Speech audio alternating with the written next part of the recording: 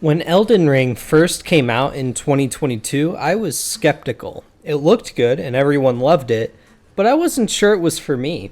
I went into it with a bit of a closed mindset and didn't really enjoy my time with it. It wasn't until I gave it another playthrough that I discovered what I liked about it and was fully able to appreciate just how amazing Elden Ring really is. Elden Ring has one of the greatest maps ever created for a video game. The vistas are breathtaking. The variety in the area design is frankly astonishing for a game of this size, and the areas are dense with things to do.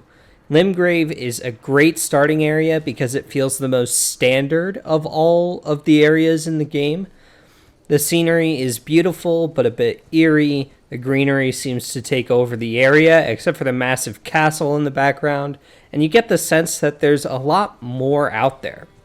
However, it isn't until you step into one of the neighboring regions, either Liurnia or Caelid, that it begins to set in just how massive this world is.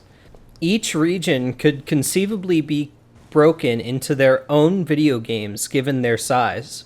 In fact, the lands between is so massive that I find it a bit hard to believe that FromSoft is adding onto it.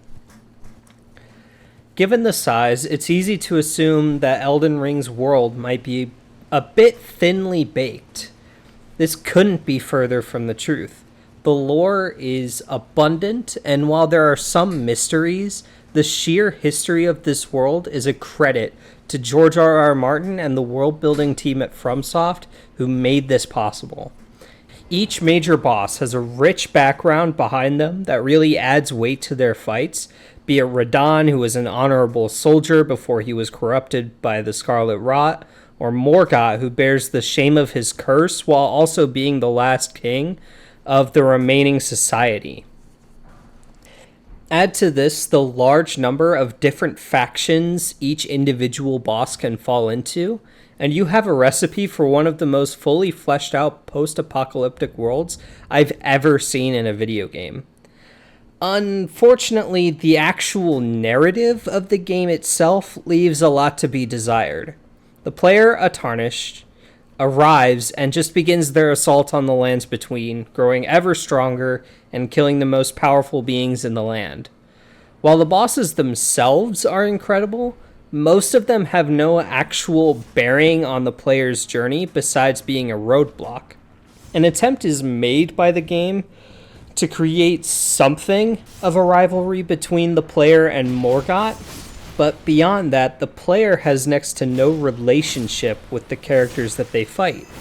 While the NPCs, especially Gideon, have a bit more characterization and interaction with the player, the way this game has a tendency to end stories on a sour note makes the narrative experience of the side content a bit one note. Ranni's questline is the best story content in this game for a reason, because it's fleshed out, her history contributes to the narrative, and she actually develops a relationship with the player that goes beyond just having a similar goal. The player goes out of their way to achieve Ranni's goal, and the alternate ending you can get as a result is truly satisfying. Elden Ring is massive, and has a massive amount of things to do.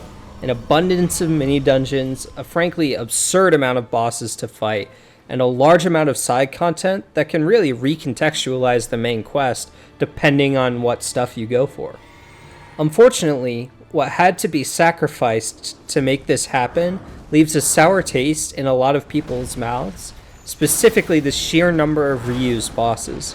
Nothing seems to be sacred, the two most egregious examples being Estelle and Godric's reuses that seem to be born more out of desperation than creativity.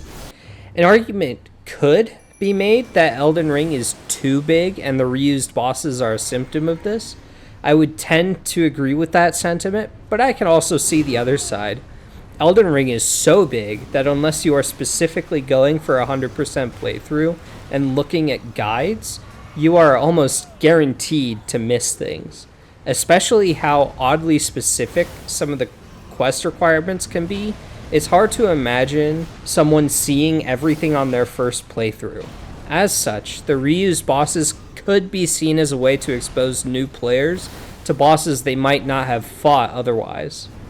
Regardless, this game's saving grace is that most of the bosses are good enough to warrant a refight anyways. I have some specific issues with the balancing, and some bosses are great, except they have that one horrible move to fight against. But overall, the boss design is stellar as expected from FromSoft. It helps that the abundance of different weapons and summons you can access really gives the player the ability to customize their playthrough however they like. It speaks to how many options there are for progression, that there is an entire YouTube genre of Elden Ring challenge runs where people find the most creative ways to play through the game. My favorite games are the ones that have some kind of solution. Shin Megami Tensei 5, which I reviewed last week if you want to go check that out, is a good example of this. Part of the reason I like the game is that after the first playthrough, it becomes a playground where you can try a lot of different combinations and strategies, because you aren't just trying to get through the fights anymore. Elden Ring is very much one of these games. Once you know what to look for, the game becomes more about having fun with the sandbox than anything else. While for some this might not appeal to them because they prefer the sheer difficulty of From Software games, for me this is actually what keeps me coming back, because I really enjoy going through the game with my specific playstyle. Overall, Elden Ring is a brilliant, if flawed, masterpiece. While it isn't even close to my favorite game of all time, nor was it my favorite game of 2022, it is undeniable how high quality it is, and I would recommend it to pretty much everyone. Thanks for watching, have a great day, and yeah, stay tuned for the next video. I actually haven't written that script as of the time of recording this script, so good luck Ezra, I guess, and yeah, bye!